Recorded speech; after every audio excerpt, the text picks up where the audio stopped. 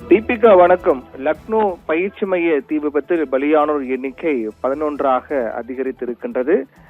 மேலும் தங்கள் உயிரை காப்பாற்றிக் கொள்வதற்காக மேலிருந்து கீழே குதித்ததில் பலருக்கு படுகாயம் ஏற்பட்ட மிகப்பெரிய ஒரு துயர சம்பவம் என்பது நடந்திருக்கிறது. உத்தரப்பிரதேச மாநிலம் லக்னோ அடுத்த புரானியா கிராமத்தில் தனியார் பயிற்சி மையம் செயல்பட்டு வருகிறது.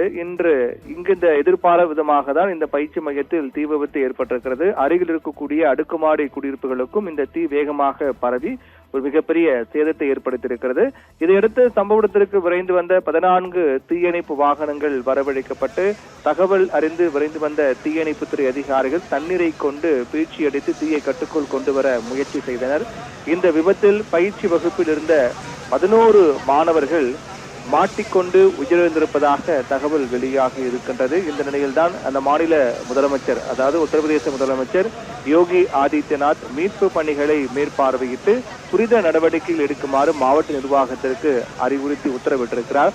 இந்த விபத்தில் அடுக்குமாடி குடியிருப்புகள் 10 முதல் 12 பேர் வரை சிக்கியிருக்கலாம் என்றும் அஞ்சப்படுகிறது. இந்த பயிற்சி மையம் என்பது பல குடியிருப்புகள் மற்றும் அடுக்குமாடி குடியிருப்புகள் கொண்ட பகுதியின் நடுப்பகுதியில் மிக முக்கியமான ஒரு அடர்த்தி மிகுந்த பகுதியில் செயல்பட்டு வருகிறது. இந்த பயிற்சி மையத்தில் தான் தீ விபத்து ஏற்பட்டிருக்கிறது. தீ விபத்துக்கான காரணம் என்ன என்பது குறித்து விசாரணை ஒருபுறம் இருந்தாலும் கூட அதில் ஏற்பட்ட உயிரிழப்பு எண்ணிக்கை என்பது மிகப்பெரிய சோகத்தை ஏற்படுத்தியிருக்கிறது.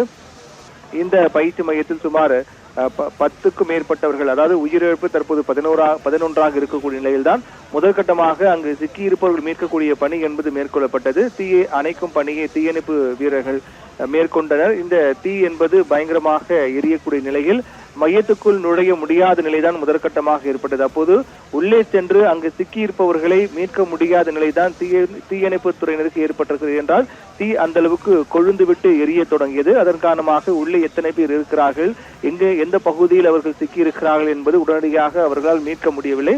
அப்போது தங்கள் உயிரை காப்பாற்றிக் கொள்வதற்காக மேலிருந்தும் சிலர் கீழே குதித்திருக்கிறார்கள். அதிலும் சிலர் படுகாயம் அடைந்திருப்பதாக கூறப்படுகிறது. தற்போது வரை இந்த உயிரிழப்பு எண்ணிக்கை 11ஆக அதிகரித்திருக்கிறது. தீபிகா.